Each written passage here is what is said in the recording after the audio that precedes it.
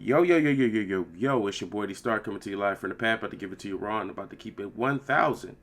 So, I've been meaning to do this book, Showboat, The Life of Kobe Bryant. It's written by Roland Lazenby. If you know who Roland Lazenby is, he's also the author of Jordan, The Life, which is also a book that I did a review on. And he stays at it, which means he gives you the prelude before Kobe Bryant, which is Joe Jellybean Bryant, his father, who gets drafted into the league sometime in the 70s to the Philadelphia 76ers. Well, during this time, when he gets drafted, he gets into an incident where he gets a stigma placed on him.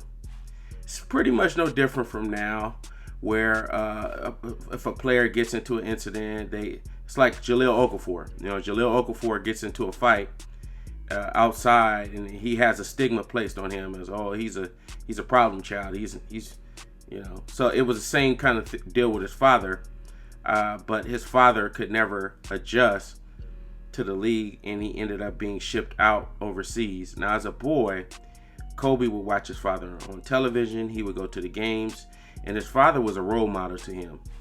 And as he grew, he always had an affinity for the game. He even saw Mike D'Antoni out there in Italy. He saw all of these players that were big deals overseas.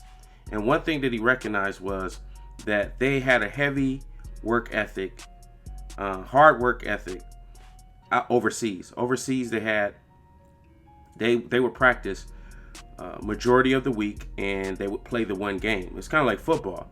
So they would practice all week, work on the fundamentals, make minor iterations to their game.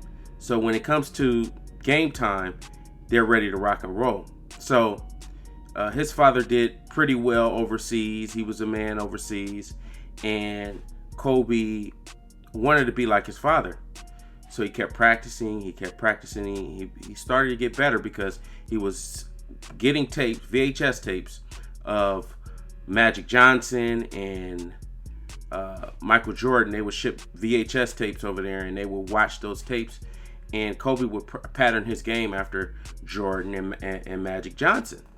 So, as he got older, he would play basketball with the local Italian kids, and he kind of was all right. But as he practiced, he got better and better, and it was like, wow, this kid really has something. So he came to the States. He got into, I believe, Lower Merion. It goes into his adolescence, his AAU years, and he pretty much has an explosive senior year where, Kobe Bryant is just killing it. And it talks about mainly Kobe Bryant's temperament.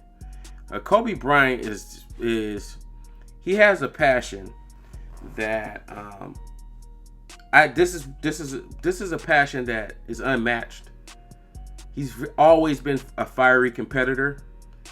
He would fight with teammates in practice, or he would be serious during practice, because, like I said, overseas practice was a big deal, and so he would hate losing, and he was a highly competitive person. So as he made it into the league, they tried all of this stuff, sticking Michael Cooper against him, and he shut it down. He killed it in a workout for Jerry West.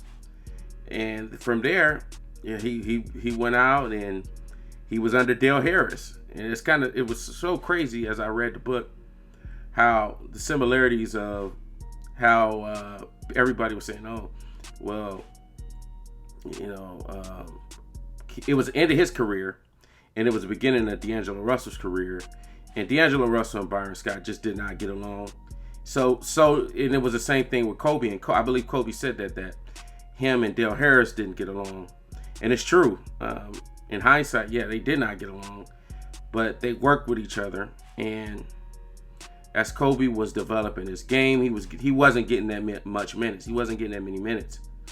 What happened was he got into the slam dunk contest, won the slam dunk contest, and everybody kind of put his name out there, and people start paying attention to him. And Kobe worked at his game every year. He got better and better. But you got to remember this: he was basically a boy getting drafted into a man's league, and his parents was taking over his money. He was just a child, thrown into manhood, and the spotlight, it can be very bright. And he made it talks about all of the things that happened between him and teammates. I don't want to go too far deep into it. Just give you an introduction to the book. But more importantly, it talks about his temperament. It goes into all the salacious details about the